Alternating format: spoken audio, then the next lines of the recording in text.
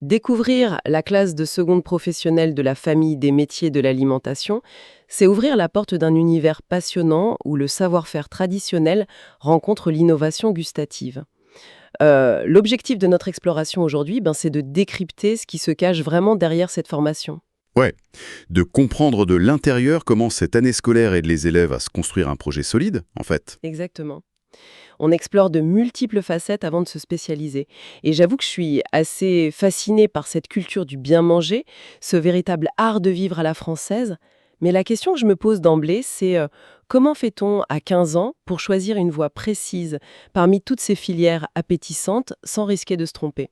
C'est une excellente question, et c'est justement là qu'intervient le concept fondamental et surtout très sécurisant de la famille de métiers. Au lieu de s'enfermer dans un seul couloir dès le premier jour, l'élève entre dans un hall majestueux avec plusieurs portes. Ah, j'aime beaucoup cette image du hall. Oui, ça permet vraiment de tester, d'apprendre des bases communes et de laisser mûrir son soi tranquillement vers l'une des trois grandes spécialités. Donc on a boulanger-pâtissier, boucher-charcutier-traiteur, ou bien poissonnier et cahier-traiteur. C'est une approche qui donne le droit à l'exploration, en somme.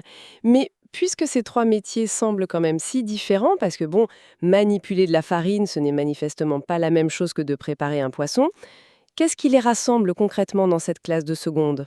Eh bien pour comprendre ça, il faut regarder l'évolution récente de ces professions. Que l'on travaille la viande, le poisson ou les pâtisseries, tous ces artisans ont dû s'adapter aux nouvelles attentes des consommateurs. En développant des compétences de traiteur, c'est ça? Tout à fait. Aujourd'hui, les clients recherchent des produits élaborés, des plats prêts à consommer, des buffets entiers. Imagine qu'un artisan doive préparer un repas de fête complet. D'accord. Les techniques pour réaliser une pâte de base, une sauce émulsionnée ou un feuilleté, eh bien, elles seront presque identiques. Ah, mais qu'il s'agisse d'un feuilleté aux fruits de mer pour le poissonnier ou d'un friand à la viande pour le boucher, en fait. C'est exactement ça. Le produit final change bien sûr, mais le geste technique de fond, lui, reste le même. Donc c'est un peu comme apprendre l'architecture globale d'une maison avant de choisir si l'on veut être le menuisier qui fait les fenêtres ou le maçon qui monte les murs. La fondation est la même pour tout le monde. Je valide complètement cette métaphore. Et je dirais même que c'est grâce à ces fondations très solides que le diplôme français s'exporte d'ailleurs magnifiquement bien à l'étranger. Et pour bâtir ces fondations, j'imagine que la formation ne se contente pas de distribuer des recettes de cuisine. Elle s'articule autour de 4 grands piliers, des capacités que chaque élève va acquérir tout au long de l'année. Oui, on appelle ça les blocs de compétences. Le premier de ces blocs, c'est organiser, Organiser. avant même de toucher à la nourriture. Absolument. C'est la base de tout. L'élève doit apprendre à gérer l'hygiène, la sécurité et à planifier son travail.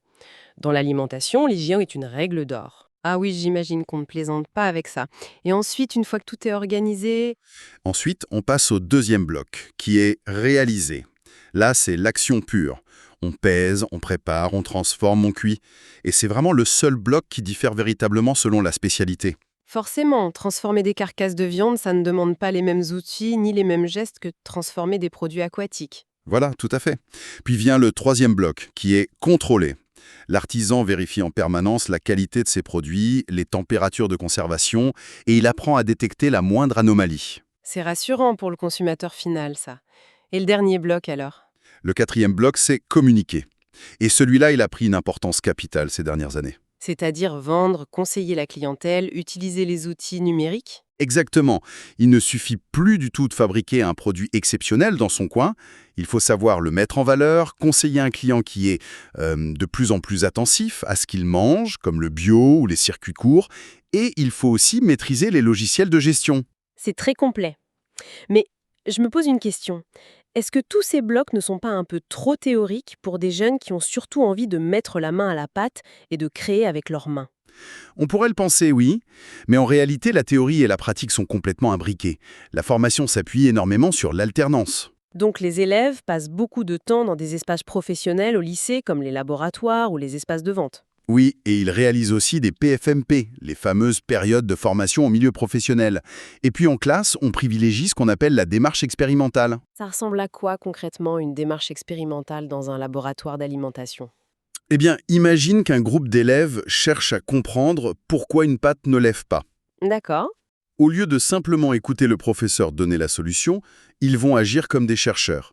Ils vont tester différentes méthodes de fermentation, modifier la température de l'eau, comparer les résultats, formuler des hypothèses. Ah, c'est fascinant, ils deviennent acteurs de leur propre apprentissage. C'est le but.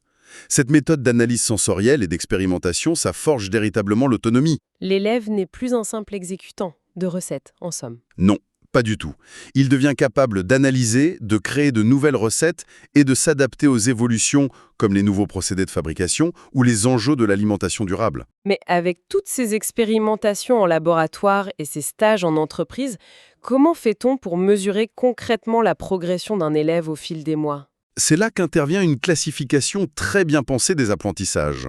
On fait la distinction entre plusieurs types de compétences. D'abord, les compétences basiques. C'est-à-dire les gestes techniques quotidiens, l'hygiène, la pesée. Oui, celles-là sont travaillées à chaque séance. Et à force de répétition, elles finissent par s'automatiser. Ensuite, on a les compétences complémentaires et périphériques.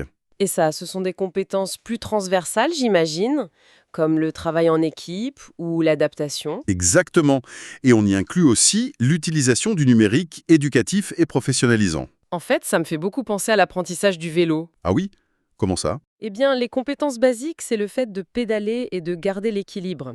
Au début, on y pense, ça demande de l'effort, puis cela devient naturel, on n'a plus besoin d'y réfléchir.